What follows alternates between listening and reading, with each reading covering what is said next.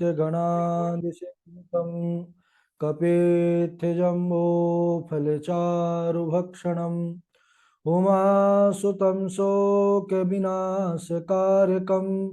नमामि विघ्नेश्वरपादपङ्कजं नमः परमहंसास्वादित चरणकमलचिन्मकरन्दाय भक्तजनमानसनिवासाय श्रीरामचन्द्राय कृष्णत्वदीयपदपङ्कजपञ्जरान्ते अद्यैव मे विशतु मानसराजहंसः प्राणप्रयाणसमये कफवातपित्तैः कण्ठावरोधनविधौ स्मरणं कुतस्ते नारायणं नमस्कृत्य नरं चैव नरोत्तमं देवीं सरस्वतीं व्यासं ततो जयमुदीरयेत् श्रीलक्ष्मीनाथसमारम्भां नाथयामुनिमध्यमाम् अस्मदाचार्यपर्यन्तां वन्दे श्रीगुरुपरम्पराम् अञ्जनानन्दनं वीरं जानकीशोकनाशनं कपीशमक्षहन्तारं वन्दे लङ्काभयङ्करं भक्तिभक्त भगवन्त गुरु चतुर्नाम वपुएक इनके पद वंदन किए नासत विघ्न अनेक। बोले वृंदावन बिहारी लाल की जय। भागवत महापुराण की जय। सुखदेव भगवान की जय। परम मंगलमय परात्पर अखिलेश्वर अचिंत कल्याण गुणगण निधान सर्वेश्वर सर्वाधिपति अकारण करुणा वरुणालय अकारण करुणाकारक सकल जन कल्ल सापाहारक परात्पर परब्रह्म सच्चिदानंद स्वरूप परमपिता परमात्मा श्री राधा गोविंद सरकार राधा रमण बाधाहरण श्री बांके बिहारी लाल उनका यह वांग में शब्द में विग्रह श्रीमद् भागवत महापुराण कोटि कोटि नमन कोटि कोटि प्रणाम परम पावन पुराण ग्रंथ पारमहंसों की पावन संहिता को परमाराध्य नंदनंदन यशोदानंदन वृजन रंजन देवकी नंदन श्याम सुंदर श्री कृष्ण के पाद पद्मों पर कोटशा नमन नतमस्तक वंदन एवं अभिनंदन। उनकी आह्लादनी शक्ति प्राणप्रिया जगत वंदनी वृषभानुवंदनी भास्वती जगदीश्वरी बरसाने वाली श्री किशोरी जो के पावन चरणारविंदों पर कोटशा प्रणति समस्त भूतादिक सी आराम में सब जग जानी करहूं प्रणाम जोरि जुग पाए। हम सबका यह परम सौभाग्य की श्रीमद् भागवत की तैयारी का पावन विचार संकल्प लेकर के एक स्थान पर एक साथ जुड़ करके इस पावन पुराण तैयारी को कर रहे हैं। बड़ा आनंद आ रहा है और हम सब द्वितीय स्कंध में प्रवेश करके भगवान श्री कृष्णचंद्र के अनुपम लीलाओं का चरित्रों का लाभ प्राप्त कर रहे हैं। अभी भगवान के ही जो परम भक्त हैं, जो परम भागवत महाराज परीक्षित हैं, उनका जो अनुपम वैराग्य हुआ, ऋषि का वरदान ही कहेंगे इसको, क्योंकि जो ऋषियों का श्राप होता है वह वरदान से कम नहीं होता है। जिसको उन्होंने श्राप दिया है उसका कल्याण उद्धार ही किया है। तो ऋषियों का तो जीवन ही, अब क्या कहें, संत जो होते हैं, संत असंतन की यस करनी जिम कुठार चंदन आचरणी। जो संत साधु जन होते हैं वह अनुपम होते हैं, संसार का कल्याण ही सदैव चाहते हैं। तो वैसे ही भगवान के परम भक्त महाराज परीक्षित और उनका अद्भुत वैराग्य सुखदेव मुनि के चरणों में बैठ करके सुखताल की पावन भूमि पर और उनसे भगवान की कथा का लाभ प्राप्त कर रहे हैं। उनके साथ कई श्रोतागण भी बैठे हुए हैं। अभी हम सब पूर्व पर चर्चा कर रहे थे, सुखदेव भगवान बता रहे हैं कि भगवान का ध्यान करना चाहिए। सबसे पहले जब तीर्थ में आ जाएं समस्त बंधनों से छूट करके, मुक्त हो करके, तो भगवान का ध्यान करें। भगवान का स्वरूप क्या है? बोले संसार भगवान का ही स्वरूप है, सब में भगवतमय दृष्टि हो, क्योंकि पाताल में तस्सहि पादमूलम पठन्ति पाशनि प्रपदे रसातलम। यह भगवान के 14 भुवन ही उनका स्वरूप है। तो 14 भुवन के अंदर जितने भी जीव जड़ चेतन जितने भी प्राणी हैं वे सब भगवान का ही स्वरूप हैं, ऐसा भक्तों के भाव में यह दृष्टि होनी चाहिए। फिर जो भक्ति के मार्ग पर, साधना के मार्ग पर, और जो मुमुक्षु यानी मोक्ष की अभिलाषा और जिसको कहें वह परम पद की चाह है, तो उनको जीवन में संग्रह नहीं करना चाहिए। जैसा भगवान जितने से ही जीवन यापन हो जाए उतने से ही प्रसन्न होकर के निरंतर भगवान का भजन करना चाहिए।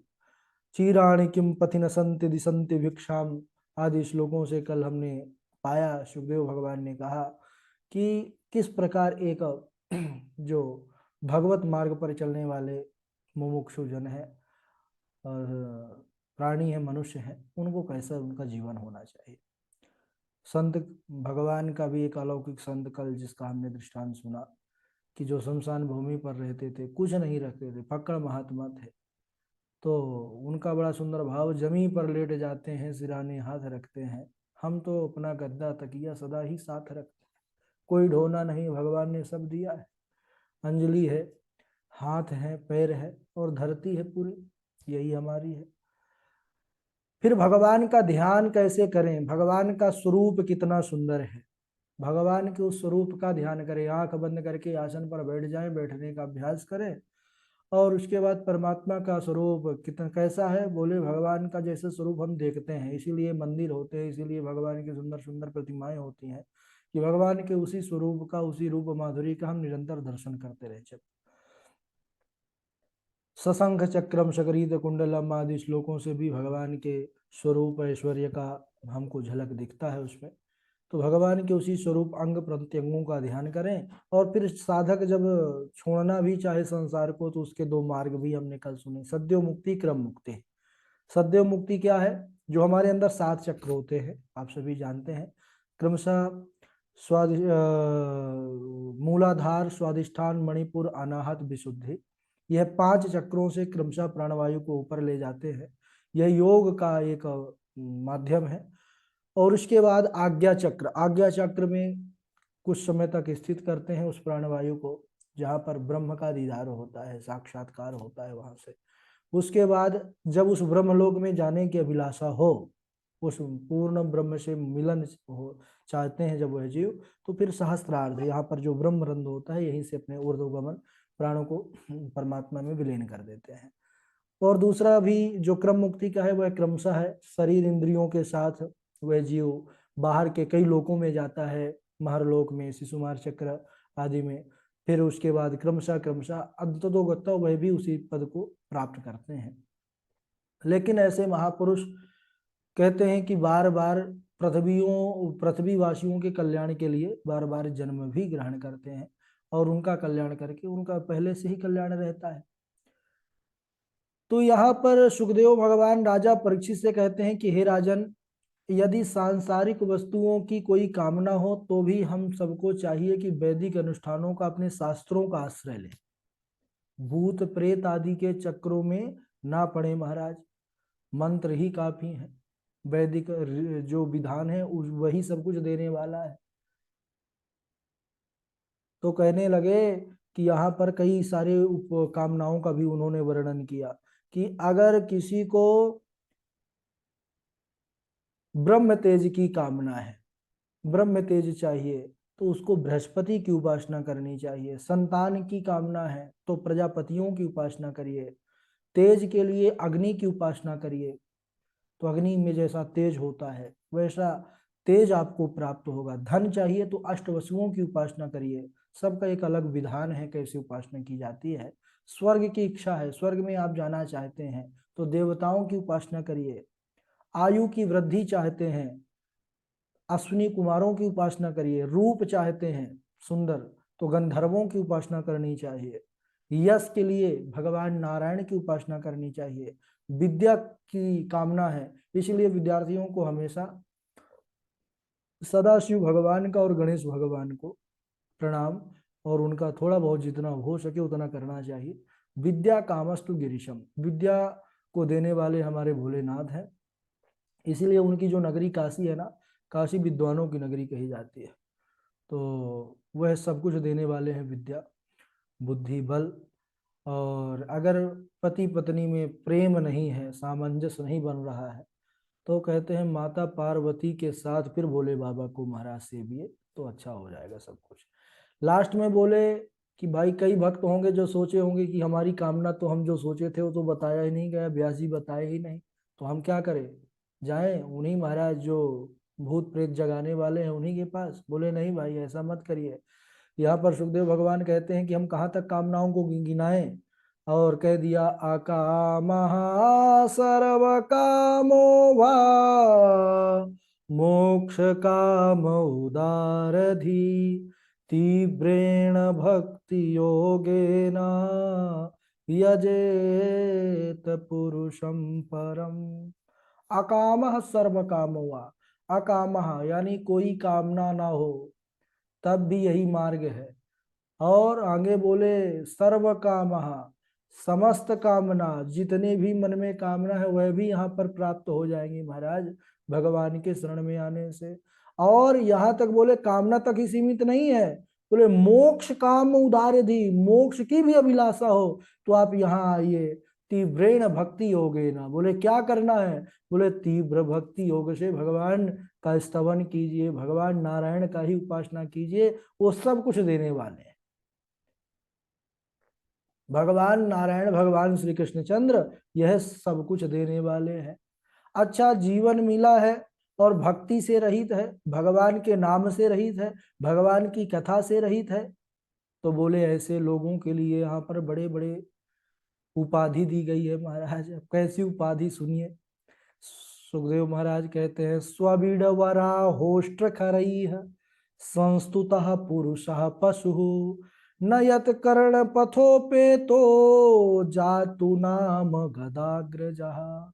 आहा, बोले जिन्होंने जीवन में कभी भी भगवान के तरफ अपने मन को लगाया नहीं या भगवान की कथाओं के तरफ, तो बोले वह कैसे हैं, बोले स्वबिडवरा होस्ट खरई है, वह स्वान के समान है महाराज, कुकुर जिसे कहते हैं, सूकर, ऊंट और गधे के समान है।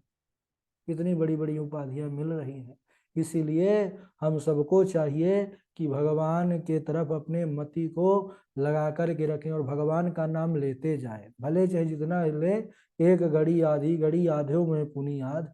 तो भगवान का नाम जितना भी लें लेकिन लें जरूर, नहीं तो इन उपाधियों से बच जाएंगे, नहीं इन उपाधियों से हम विभूषित अलंकृत हो जाएंगे महाराज।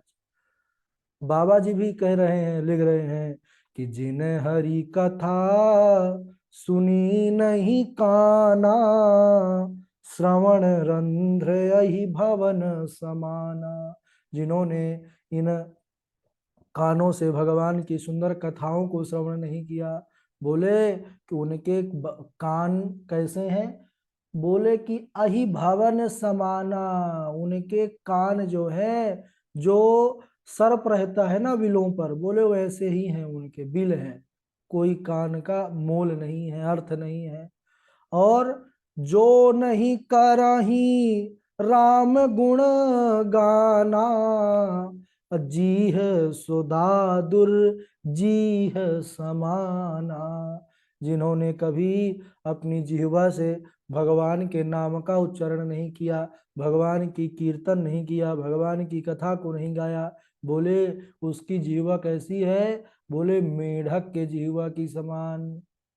भाई प्रपंच तो करता रहा, भगवान का नाम नहीं लिया, तो जैसे मेढक कैसे करते हैं, टर टर टर टर करते रहते हैं, ऐसे ही उसकी भी जीवा है, मात्र बकवाद के लिए ही महाराज। और आगे बोलते हैं ते सिर कटु तुम्बरी सम तूला जे नमत हरि गुरु पद मूला। ते सिर कटु तुम्बरी समतूला जे नमत हरि गुरु पद मूला। तो उस जीव मनुष्य का सिर कैसा है, बोले कड़वी तुम्बरी के समान है। अच्छा तुम्बरी क्या है, तो लौकी सब जानते होंगे, घिया भी कहते हैं उसको, अलग अलग कहते हैं, सब्जी बनती है उसकी। जब वह सूख जाती है महाराज तो अंदर खोखली हो जाती है, तो बोली उसी के समान महाराज उसका सर है जो झुकता नहीं, न गुरु के चरणों में, न भगवान के चरणों में, न संत भगवान के चरणों में, न साधु के चरणों में, न अपने से श्रेष्ठ जनों के चरणों में। तो यह सर को झुकाना चाहिए। और बोले नए नहीं संत दरस नहीं देखा, लोचन मोर पंख कर लेखा, जिन हरि भगति हृदय नहीं आनी, जीवत सो समान ते ही प्राणी। बोले नयन ही संत दरस नहीं देखा, अगर इन नयनों को पा करके भगवान के स्वरूप का और सुंदर संतों का दर्शन नहीं किया तो बोले कि तुम्हारी आंख न होने के बराबर है। बोले कैसे? लोचन मोर और पंख कर लेखा। लोचन यानी आंख।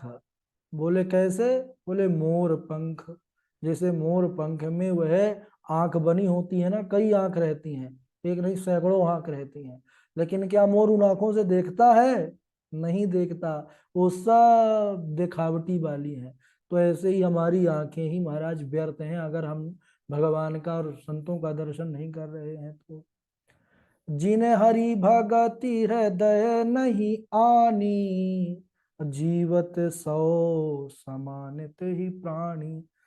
जिनके हृदय में भगवान की भक्ति का प्रादुर्भाव नहीं हुआ है सज्जनों, जब तक नहीं हुआ है तब तक वह प्राणी कैसा है?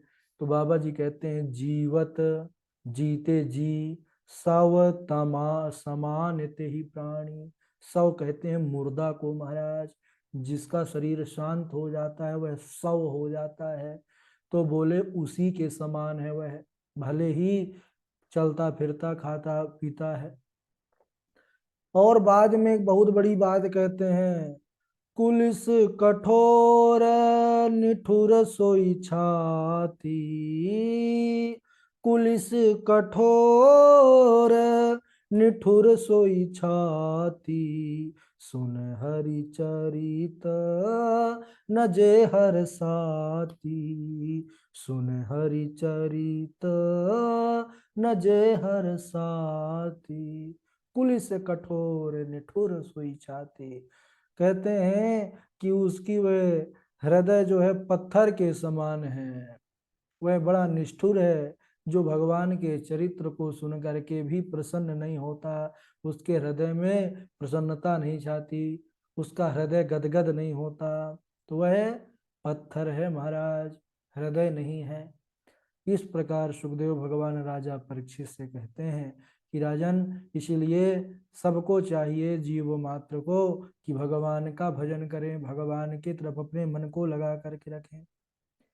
राजा परीक्षित ने अब प्रश्न किया कि हे महाराज, भगवान श्री हरि अपनी माया से किस प्रकार इस जगत की सृष्टि करते हैं?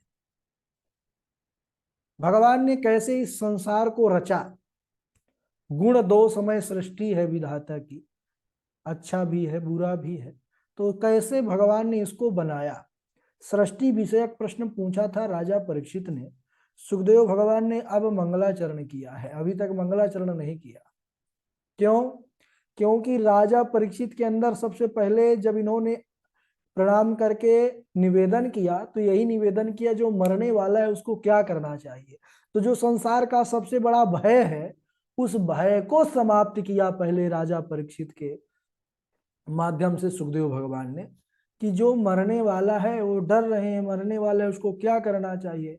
तो अभी तक राजा परीक्षित के अंदर जो भय था उसको उन्होंने समाप्त किया है।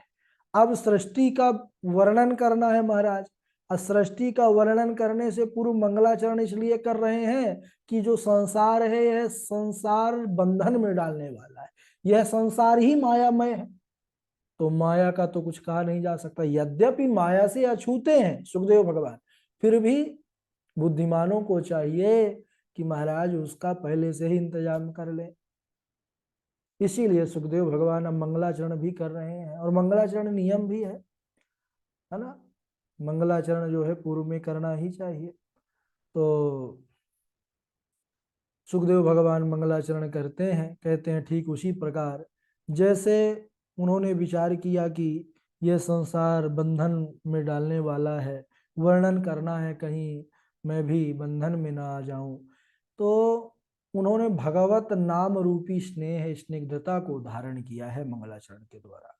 जैसे कोई एक जैसे कोई कटहल यानी काठ को काटना होता है, तो जो पदार्थ होता है जिससे काटा जाता है, छुरी यारी कई उसके नाम होते हैं, कटार ब्लेड जो भी कहे उसको, तो उसमें भी कुछ पदार्थ लगाते हैं कि वह उससे चिपके नहीं, कुछ ऑयल ऐसा रहता है। तो उसी प्रकार यह भी भगवान नाम रूपी मंगलाचरण रूपी स्नेह ऑयल को, स्निग्धता को धारण कर रहे हैं कि संसार का वर्णन करते हुए उसमें मैं फंसू ना। तो आज यहीं तक मंगलाचरण, फिर हम बढ़िया से अगले दिवस और फिर आगे की कथा को श्रवण करेंगे, क्योंकि प्रभु का चरित्र बड़ा ही सुंदर है, बड़ा आनंद आ रहा है।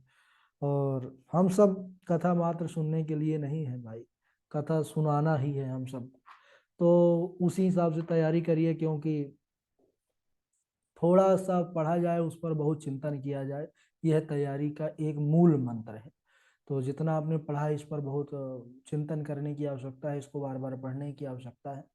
ठीक है, और आप कर भी रहे हैं, बड़ी प्रसन्नता है इस बात की कि आप सब बहुत मेहनत कर रहे हैं, बहुत अच्छा कर रहे हैं। ठीक है ना, कुछ कार्य हैं जो धीरे धीरे होता है, रोज हाँ करने को तो आनंद आता है। 2 घंटे की भी कक्षा कर देंगे, 3 घंटे भी कर देंगे भाई, 2 घंटा चलता रहे तो कथा चल रही है, पता लगा बाद में कि महाराज जी क्या क्या बोल गए, कुछ पता ही ना चला। इसलिए थोड़ा सा सुनिए, उस पर विशेष रिसर्च करिए, चिंतन कीजिए। शनैः पंथा शनैः गंता शनैः पर्वत लंघनम शनैः विद्या शनैः वित्त। कुछ कार्य हैं जो धीरे धीरे करना चाहिए। 5 दिन खूब पढ़ लिए, कई बार ऐसा होता था, हम भी कई, हम अपना ही उदाहरण देते हैं भाई, आप लोगों को नहीं कहेंगे। कई बार हम सोचते थे आज इतना याद करेंगे, तो एक बार 1-2 दिन में 50 श्लोक याद कर लेते थे, फिर 10 दिन श्लोक याद करने का मन नहीं करता था, तो सब बराबर हो जाता था गाड़ी। कई बार 100-150 पेज 2-3 दिन के अंदर लिख देते थे, फिर 10 दिन देखने की इच्छा नहीं पड़ती थी, पोथी को बांध करके रख देते थे भाई। तो ऐसा नहीं करना चाहिए, है ना। वो कंटिन्यू 2 पेज लिखिए, लेकिन कंटिन्यू लिखिए, तो परस्पर हमारा जो उससे संपर्क है बना रहे। ठीक है, बोलिए वृंदावन बिहारी लाल की जय।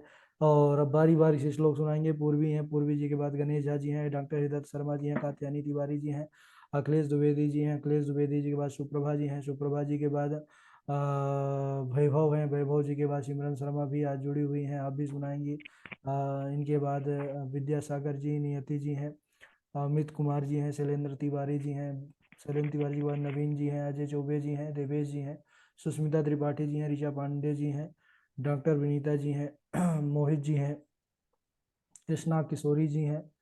और ठीक है, बाकी तेरा तुझको अर्पण, शायद हमारे हितेश जी भी जुड़े हुए हैं, आपका भी बहुत बहुत स्वागत है। और हमारे मुकुल जी भी जुड़े हुए हैं आज। अरे वाह, आज तो आनंद छा गया भैया, आज बहुत लोग जुड़े हैं, सब लोग जुड़े हैं आज तो, गदगद हो गया आप सबको देख करके। ठीक है, प्रारंभ करिए, चर्चा करते हैं। पूर्वी स्वागत है। राधे राधे गुरु जी प्रणाम। सुनाइए। परिनिष्ठितोऽपि नैर्गुण्य उत्तम श्लोके लीलया गृहीत राजर्षे आख्यानं यदधीतवान् पातालमेतस्य हि पादमूलं पठन्ति वर्णे प्रपदे रसातलं महातलं विश्वसजोऽथ सजोत गुल्फो तलातलम वे पुरुष जंगे। राधे राधे गुरु जी। झा जी का स्वागत है। राधे राधे गुरु जी। राधे राधे। पर निश्चितोऽपि नैर्गुण्य उत्तम अश्लोकलीलया गृहीत चेतसा राजर्षे आख्यानम यद अधीतवान् पातालमे तस्य हि पादमूलम् पठन्ति पार्ष्णि प्रपदे रसातलम् महातलं विश्वसृजोत गुल्फौ तलातलं वै पुरुषस्य जङ्घे सत्यां चितौ किं कशिपोः प्रयासैर्बाहौ स्वसिद्धेहि हि उपहरणैः किं बाहौ स्वसिद्धे हि उपबर्हणैः किं बाहौ स्वसिद्धे हि उपबर्हणैः किं सत्याञ्जलौ किं पुरुधान्न पात्र्या दिगबलकलादौ सति किन्दुकूल आयुः वित्तं च कर्म च विद्या निधनमेव च पञ्चैतान्यपि सृज्यन्ते गर्भस्थस्य हि देहिनाम् तपः शौचं दया सत्यमिति पादाः कृते कृताः अधर्मान् सहत्रयोः भग्ना अस्म संगमदैस्तव इदानीं धर्मपादास्ते सत्यं निर्वर्तयेद् यत तं जिघृक्षति अधर्मो अयम् अनृतेन एधितः कले। राधे राधे गुरु जी। हाँ राधे राधे, बहुत सुंदर। हमारे झा जी अभी सुनाए। राधे राधे गुरु जी। हाँ जी डॉक्टर साहब, राधे राधे, सुनाइए। राधे राधे गुरु। परिनिष्ठितोऽपि निर्गुण्य उत्तम श्लोक लीलया ग्रह्य चेता राजर्षे आख्यानं यद् धीतवान् पाताल में तस्य हि पादमूलम् पाताल में तस्य हि पादमूलम् पठन्ति प्रपदे रसातलम् महातलं विश्वसजे तो गुल्फो तलातलं वै पुरुषस्य जंगे आयु कर्म च वित्तम विद्या निधनम मेव च पंचैतान्यापि सज्जन्ते गर्भस्थैव देहिनाम् आयु कर्म च वित्तम विद्या निधनम मेव च पंचैतान्यापि सृज्यन्ते गर्भस्थस्य देहिने। राधे राधे गुरु जी। हाँ राधे राधे। कात्यायनी तिवारी जी हैं, फिर अखिलेश द्विवेदी जी हैं। प्रणाम गुरुदेव। हाँ राधे राधे। परिनिष्ठितोऽपि गुणैर्गुण्य उत्तम श्लोक लीलया गृहीतचेता राजर्षे आख्यानं यद्धितवान् पातालमेतस्य हि पादमूलम् पठन्ति पार्श्वे प्रपदे रसातले महातलं विश्वसृजोऽथ गुल्फो तलातलं वै पुरुषस्य जङ्घे सत्यां चितौ किं कपिशकशिपोः प्रयासेर्बाहौ स्वसिद्धे ह्युपवर्णैः किं सत्यञ्जलौ किं पुरुधान्यपात्र्या दिग्बल्कलादौ सति किं दुकूले। राधे राधे गुरु जी। अखिलेश द्विवेदी जी। राधे राधे गुरु जी। हाँ। परिनिष्ठोऽपि नैर्गुण्य उत्तम श्लोक लीलया गृहीत चेत राजर्षे आख्यानं यदधीतवान् पातालमेतस्य हि पादमूलम् पठन्त्य पार्ष्णे प्रबदे रसातलम् महातलं विश्वसृजोऽथ गुल्फौ तलातलं वै पुरुषस्य जङ्घे सत्यां क्षितौ किं कशिपो प्रयासेर्बाहौ स्वसिद्धे ह्युपबर्हणैः किं सत्यं जलौ किं पुरुधान्यपात्र्या दिग्वल्कलादौ सति किं दुकूलहि। राधे राधे गुरु जी। बहुत बढ़िया। सुप्रभा जी आप सुनाइए, वैभव फिर सुनाइए। राधे राधे गुरु जी। राधे राधे। परनिश्चितोऽपि निर्गुण्या उत्तम श्लोकलीलया गृहीतचेता राजरसे आख्यानं यतधीतवान्। राधे राधे गुरु जी। वैभव सुनाइए। वैभव व्यस्त है आज क्या? राधे राधे गुरु जी। राधे राधे सुनाइए। परनिष्ठितोऽपि नैर्गुण्या उत्तमश्लोकलीलया गृहीतचेता राजरसे आख्यानं यदधीतवान्। पातालमेतस्य पादमूलं पठन्ति पार्ष्णि प्रपदेरः रसातलं महातलं विश्वजोथगुल्पो तलातलं वे पुरुषस्य जङ्घे आयुः कर्म च वित्तं च विद्या निधन एव च पंचैतान्यभिषिज्यन्ते गर्भस्थस्यैव देहिनः। राधे राधे गुरु जी। बहुत बढ़िया। देखिए भैया वैभव जी को देखिए। वैभव जी कहते हैं ठंडी से कोई समझौता नहीं, बढ़िया टोपा वोपा पूरा लगा के एकदम पूरा फुल। गुरु जी आज हम ही वक्तव्य करेंगे। आज आप वक्तव्य नहीं करेंगे, आज तो दूसरे कर रहे हैं। तो मेरा कब होगा? मैं तो हर हमेशा इंतजार ही में रह जाता हूँ। विद्यासागर जी से नहीं बोले हैं कि कब करना है आपको? वो तो विद्यासागर लिस्ट दिए थे। विद्यासागर जी से नहीं बोले हैं आप शायद, नहीं वो बता देते आपको कब करना है। ठीक है हम बता रहे हैं आपको, आज आज बता देंगे, कल परसों के अंदर आप कर दीजिएगा, ठीक है? ठीक है। ठीक है ठीक है हम बता देंगे आज, आज बता देंगे। वैभव जी हो गए हैं, आप